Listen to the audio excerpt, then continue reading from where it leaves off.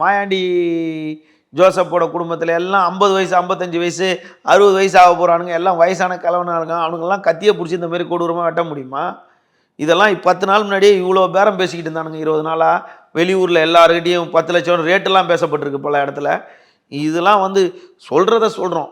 இதெல்லாம் வந்து இவனுங்க பண்ணலங்க, இது இவனுங்க ஆஜராகிட்டானுங்க, இதெல்லாம் வந்து மதுரையிலேருந்து தனியாக கூலிப்படை இறக்கிட்டானுங்க அப்படின்னு சொல்லிட்டு அடித்து டீ கடையில் எல்லா டீ கடையிலையும் பேசுகிறவன் பேசிக்கிட்டு தான் இருக்கான். இப்போ ஆஜர்படுத்துறது வந்து உண்மையான குற்றவாளி கிடையாது, வெளியே வேற பண்ணியிருக்காங்க. எல்லா டீ கடையிலையும் பேசிகிட்டு இருக்கான். அனுமானத்தின் அடிப்படையில் நம்ம உறுதி செய்ய முடியாதுல்ல. அதாவது தமிழ்நாட்டில் நடக்கிற எல்லா கொலையிலையும் எல்லா ரியல் அக்யூஸ்டும் ஆஜராகிறது இல்லை.